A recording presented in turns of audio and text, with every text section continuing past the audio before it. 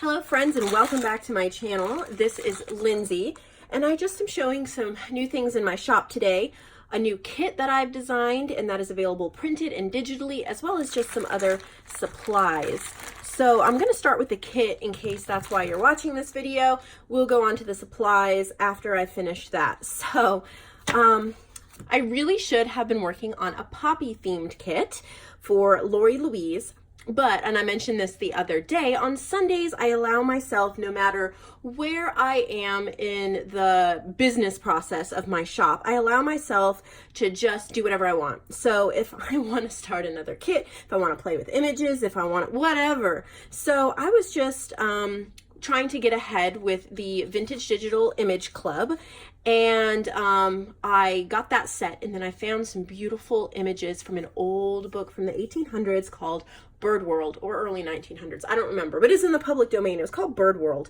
So I just started playing with it, and I came up with a kit. And this is not as big as most of my kits. It's not exactly a mini kit, but it's in between.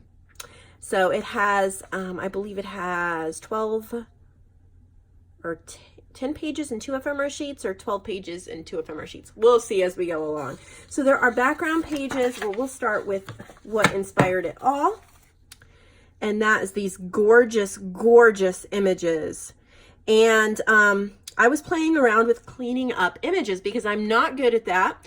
I did not go to school for Photoshop. I'm teaching myself everything about it. I've taken the Graphics Fairy course, which I don't even think I finished. I need to go back and finish it. I went and kind of skipped around to get to the parts that I needed to know for the kit I was making. And then I just kept moving. Bad idea. And I have also started taking some Skillshare classes, but not on this. That's something I haven't.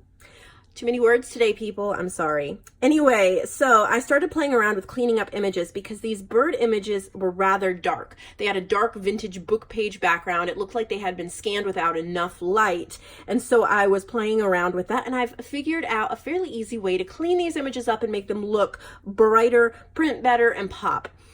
But I didn't want to just go with that. I wanted a unique background, but I wanted to stick with neutral colors because these were black and white drawings. So I went over to Digital Curio, originsdigitalcurio.com, I think it is. She's also on Etsy and Creative Market, so you can just search Digital Curio. Oh, and on Facebook. You'll find her. She's everywhere. She's amazing. Her name is Kate, and she is an amazing designer. They're commercial use graphics, and she has all different things. But what I got, and she sponsors my channel by providing me the images I would like, and I really, really appreciate that. So they are these neutral inked backgrounds, and they are like creams, pinks, but like kind of a creamy pink, and blacks. And so you'll see that in the background. They've been layered together, so you'll be able to see that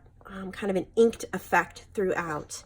And so these are meant to be folded in half, so you have a beautiful bird page on each side on your signature. So this could be used as a standalone kit, but when I was making it, I really, really intended that it be kind of an add-on. I have 2 other bird kits in my shop, Antique Aviary and Feathered Friends. I think this would go incredible with Antique Aviary. Feathered Friends is more blues and pinks, and Antique Aviary has more colors than this, but it still has a very neutral midline theme to it. So, or, you know, any other bird kits from other designers, or bird ephemera, bird books, bird pages, stuff like that. So let's just go through them. So we have a pair of goldfinches and the song sparrow. The artist was Ernest Seton Thompson for these 2 images, and I didn't clean up the signatures. I kept them on there. I thought that was really neat.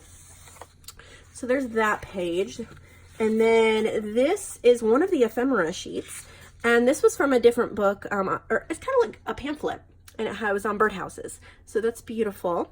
And then here's from another bird book. I don't remember the name of it, but it was in the public domain. The Key to Families, and it talks about their different beaks and their claws and stuff like that. Here's a really pretty bird plate, a spotted sandpiper and her young.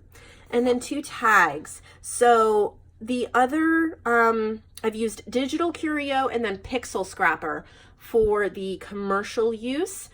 Anything else used was just public domain. yeah, things that were in the public domain. But these tags were from Pixel Scrapper, as well as these stitching. And so I've used little cropped pieces from books. These have some little swallows, and then here's some bird feathers, and I have faux stitched them on these beautiful texture tags from Pixel Scrapper. So you have 2 tags. They're fairly good size. So back to the pages here. How pretty. So we have a pair of kingbirds, and we have the Louisiana water thrushes, and this is another Ernest Seton Thompson. I don't think this one is, it might be, but it says copyright 1897 by the Osprey Company. So I left that there too because I thought that was really cool. And this one you can really see more of the inks in the background. It is an extremely neutral colored kit, so it can pair with anything, but aren't those illustrations just gorgeous? And then my friend Joanne, I was chatting with her while I was making it, and she suggested that I provide 1 or 2 background pages that could be printed any direction, meaning if you have to stick your papers back into the printer to print something on the back, you don't have to worry about if you put them in the right way. So I thought that was a wonderful idea. I created this background page with some of the inked backgrounds from Digital Curio, as well as these writing lines from Pixel Scrapper. And see, it doesn't matter which way you print it. And I thought that was wonderful for writing on. So that's one of the background pages. And then here's the other ephemera sheet. So we have 3 tickets, 2 kind of ripped aged papers. I love these birds from Pixel Scrapper. And then here's a little plate of a clapper rail from Group in the American Museum of Natural History. So just little pieces of ephemera. So that's all the ephemera in the kit. I'll show you the rest of the pages. So we have a happy pair. That's an Ernest Seton Thompson, and so is this one, part of a quail family. So how sweet are that? I mean, they're so sweet. Got all the inking in the background from layering it. All of the images, each one individually, I cleaned up before layering them with the backgrounds. Here's another background page, and this one though is not a multi-directional. It does have to be, it could be background or a main page, but this is an overlay from Pixel Scrapper with all these birds, and I thought it just went perfect. And then of course the inked backgrounds from Digital Curio. And I set the ink, the background to 50% so that it wasn't too bolded in your face. I don't want you to use too much ink printing this out. And then here's another page. And we have the black-throated green warblers and the herring gulls and their nesting place. So pretty. And then here's another background page with the inked backgrounds and then these flying birds from Pixel Scrapper. Here is the red start and a pair of orioles. And they're Thompson's paintings or drawings as well. So pretty. Another background page, Pixel Scrapper and Digital Curio combination here. Just text, script, and birds silhouettes. So you have lots of options for using this kit. This is so pretty, this page. So we have different birds here, and it tells you there's a redpoll, a pine siskin, a tree sparrow, and a snow bunting. And this is, I can't read the signature, but it's a different artist. And this is the same artist here.